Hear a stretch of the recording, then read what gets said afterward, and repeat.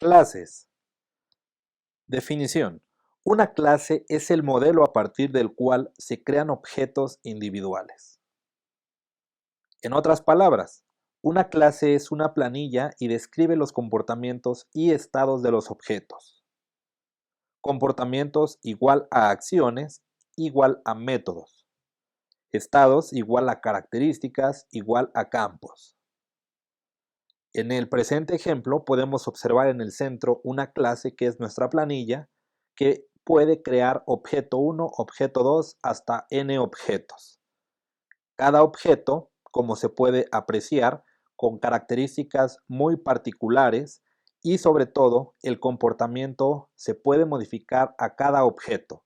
Es decir, por ejemplo, el objeto 1 puede tener un sistema de frenado diferente que el objeto 2. Así también el objeto n puede tener un sistema de aceleración diferente. Esto haría referencia al comportamiento propio de cada uno de estos objetos. ¿Qué sucedió? Cada bicicleta se construyó a partir del conjunto o del mismo conjunto de planos y por lo tanto contienen los mismos componentes, es decir, comportamientos y estados, pero con diferente asignación. Vamos a definir qué es una clase. En este ejemplo particular, el nombre de la clase es bicicleta. Entonces vamos a pensar que nosotros vamos a maquetar o vamos a crear una planilla de una bicicleta. Uno regularmente crea planillas o crea clases porque después estas clases o planillas podrán utilizarse para crear instancias, es decir, para crear objetos. Bien, vamos a analizar punto a punto. El nombre de la clase es bicicleta, como bien ya comenté. Posteriormente tenemos tres variables de tipo entero, existencia, velocidad y engranaje. Estas variables son lo que van a permitirnos configurar las características de la bicicleta.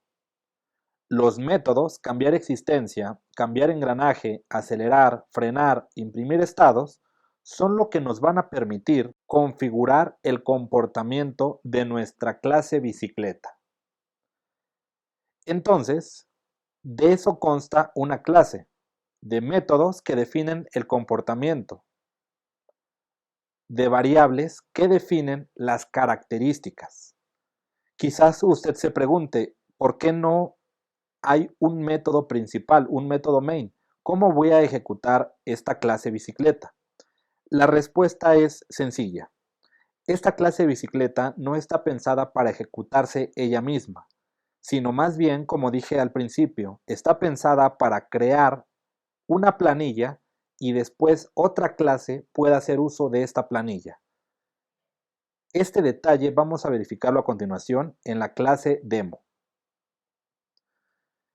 Tenemos una clase llamada bicicleta demo. En esta clase sí tenemos un método principal main. En este método principal main, como pueden ustedes observar, estamos creando dos objetos de tipo bicicleta, bicicleta 1 y bicicleta 2 respectivamente. Entonces, es aquí donde nosotros vamos a utilizar estos objetos y les vamos a dar valor a sus variables y vamos a invocar sus métodos. Comencemos. Bicicleta 1, que es el objeto de tipo bicicleta, estamos aquí invocando cambiar existencia. Le estamos diciendo que la existencia se configure en 50. Después le decimos que acelere 10. Pueden ser 10 millas, acelerar 10 metros o 10 kilómetros por hora, etc. Le decimos que cambie el engranaje a 2 e imprimimos los estados. Para el objeto número 2, ¿qué es lo que hacemos? Hacemos cosas diferentes a lo que hicimos con el objeto 1. Precisamente esa es la esencia de crear objetos de una clase.